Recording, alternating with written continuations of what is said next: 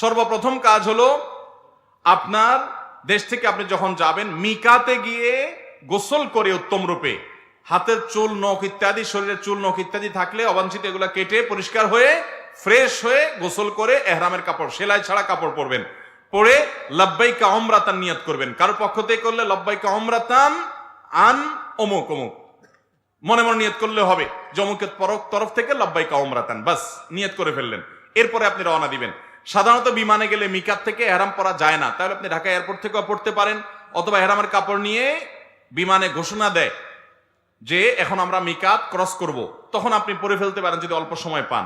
আর নাহলে এখান থেকে এহরামের কাপড় পরে থাকলে নিয়তটা তখন করলেন লব্বাইকা উমরাতান, বাস শুরু হয়ে গেল এহরাম পরা, একটা কাজ শেষ।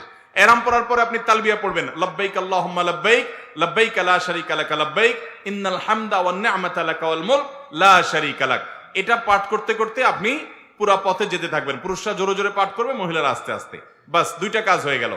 এহরাম পরা, গোসল করে উত্তম রূপে মিকাত থেকে নিয়ত করা এবং তালবিয়া পড়তে থাকা। এরপরে আপনি যখন মক্কা যাবেন, হারামের কাছাকাছি যাওয়ার পর হারামে কাবা শরীফ দেখে তওয়াফ শুরুর আগ পর্যন্ত আপনার তালবিয়া পড়তে থাকবে। মসজিদে প্রবেশের সময় মসজিদে প্রবেশের সুন্নাহগুলো পড়বেন, আদায় করবেন, করে ভেতরে ঢুকে শুরুতে আগে তওয়াফ শুরু করবেন। 7টা চক্কর দিবেন। কাবাঘরের হাজর আসদ পাথরকে বাম পাশে রেখে ডান পাশে সবুজ লাইট রেখে বিসমিল্লাহি আল্লাহু আকবার বলে আপনি তওয়াফ শুরু করবেন। 7 বার চক্কর দিবেন, 7 বার।